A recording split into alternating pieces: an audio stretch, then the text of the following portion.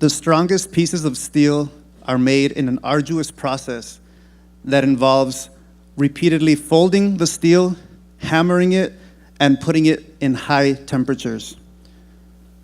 Sometimes that's kind of like what life feels like, right? Sometimes we feel like we're being repeatedly folded, hammered, and put in high pressure. In fact, our next speaker has gone through so much that you could say she's a woman of steel. Here to tell her story, Miss Alejandra Nicole Gentry.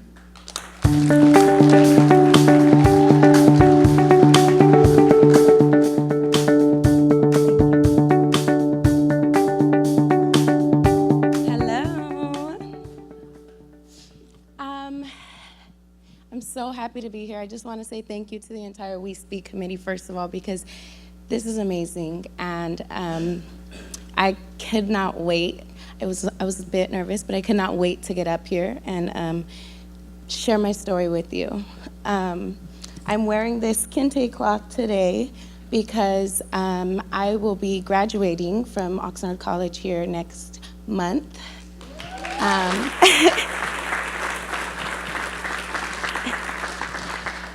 This is a huge victory for me personally because I actually was academically dismissed from this district in 2012 for having, I think, maybe a 0.9 GPA. It hasn't been easy, but this was something that I knew since I was a little girl that I was gonna go to college and that I was gonna go to a university and graduate from there. And I still have my plans to complete law school, and I have every intention of making sure I get there. Before we move on, I'm about to share a lot about myself. Can you guys all just stand up with me together? Stand up, everybody, everybody. Yay, thank you. And then I just have one more favor after that also. Can you just wrap your arms around yourself and give yourself a nice big hug? Please, please, please. I'm gonna share my whole life with you right now. Just do this for me. Thank you, thank you, thank you. And give yourselves a hand. Thank you everybody for participating.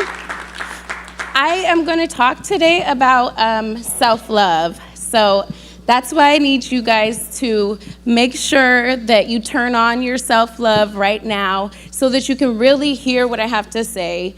And I hope that it helps you in your journey.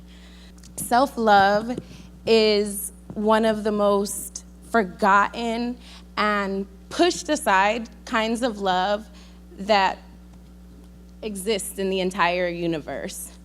And we're all guilty of it at different times. Me personally, I am naturally a healer and a nurturer and a giver. And in that, there's been times in my life where I've given so much of myself that I didn't leave much for myself. Are there any other healers here? Any other nurturers? Any other givers? Everybody's not a giver, you know? Because somebody has to be the taker. And everybody's not a healer because some of us are broken. Everybody can't be a nurturer. And I personally didn't even want that. I never wanted to be any of it until I realized that I was, and then I embraced it because I liked the feeling that it gave me when I was able to help others get through, difficult times in their life. There's a lot of difficult times that I've gone through, and I can't really say that I didn't have anyone there, anyone willing to be there. But I didn't take advantage of those people, and I went through those things by myself. So a lot of the things that you're gonna hear from me today are the first time that anybody has ever heard it. I learned the hard way that not only can we, but we must control our own thoughts, our own feelings, our own actions and reactions. Because if not, those things will control us.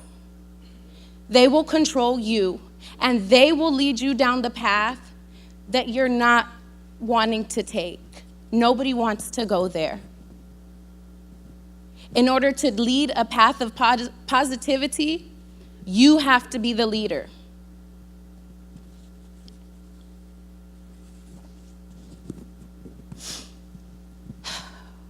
I learned that the hard way. And, you know, I grew up, I was raised with real love. I was surrounded by family. We took these nice vacations. You know, we ate at nice restaurants. We had a really nice childhood. My parents did a lot to make sure that we were well-rounded. But they couldn't protect me from everything. No parent can. So instead of trying to do that, instead of trying to control the world around your kids, we need to start, as parents, teaching our children to control what they can control.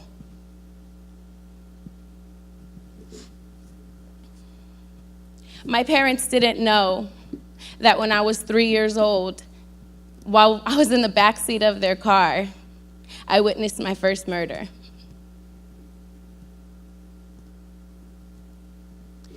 At an early age, I was exposed to gangs, drugs, violence, abuse, sex trafficking, you name it. Friends, family, neighbors, peers, some of my closest friends. I've had one of my exes came to my door, and after years of not seeing each other, and he asked me for a glass of water. I gave it to him. He came in and told me that he didn't want a small talk, and he pulled out a crystal meth pipe and told me that he needed my help because he didn't want this to kill him. I had another person in my life come to me on a heroin addiction. Over 6 feet tall, less than 100 pounds, skin peeling, face sunken in. He detoxed at my house, cold feet. I remember the cold sweats. I remember when he couldn't eat. I remember when he would scream, vomit, couldn't sleep. I remember the shakes and the seizures.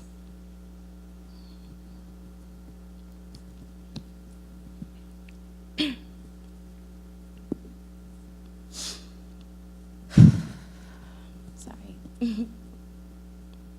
In 2005, 2007, and 2013, I was raped.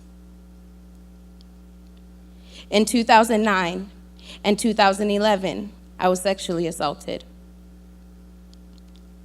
In 2006 and 2014, I was a victim of hate crimes. In 2015, I was physically assaulted at work. In 2009, 2016, and 2017, I was robbed at gunpoint. In 2006 to 2007, I was a victim of domestic violence.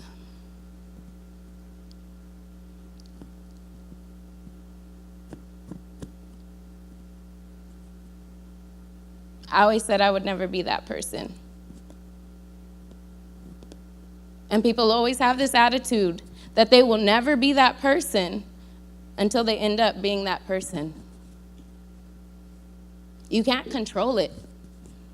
You cannot control what happens around you. You cannot control everything in the world. But what you can control is how you treat yourself, how you speak to yourself, and the things that you allow yourself to think about. If you focus and dwell on the negative things that are in your life, you will find yourself drowning in a sea of oceans under a full moon, and you have no control over your own emotions. You don't want to be there. I have been there.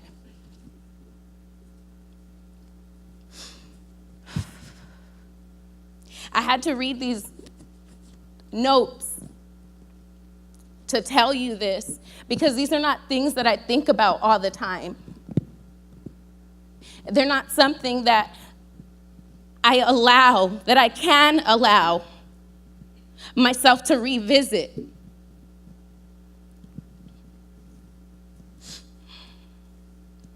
But last year, in April of 2017, on campus, we had a activity called the Clothesline Project, which is for sexual assault awareness. And if you are familiar, they have different colored shirts that represent different kinds of sexual violence that one may have encountered. So the directions are to come up and choose the color shirt that best fits you and create something on it that represents how you feel or that would help someone else. And the first time that I really sat down and counted how many times I had been violated, the first time in my life that I did that was that day. I couldn't choose the shirt. I needed all of them. And I ran out of time trying to create what I needed to. And I went home that night and I wrote it down for the first time. And I realized that not facing these things had been affecting me, and I didn't even know it.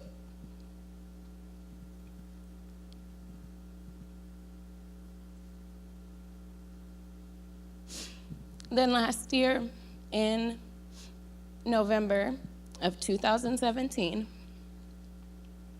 I was finally diagnosed with PTSD, something I'd been running from for a really long time, which is why I refused the advice to seek help, because I knew what help would do. Help would force me to face all of it. Help would force me to confront everything that was holding me back and weighing me down. But what I didn't know, that help would force me to step into the woman that I'm supposed to be.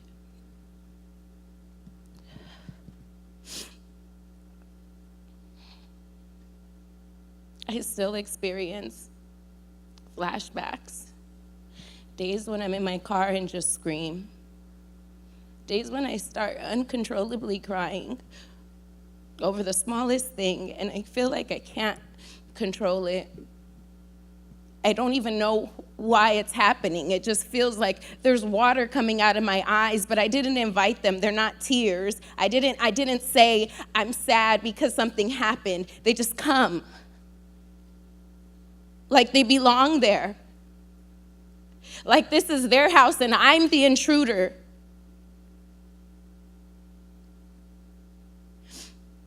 But I let them roll down my face because I know that they're not in vain. And I know that every single tear that we cry is one that's supposed to be there. And we owe that to ourselves, to allow ourselves to let those tears flow when you need to. You have to let that stuff go. You have to put the bags down in order to move forward. You have to be able to look back. You can't just keep being scared of it.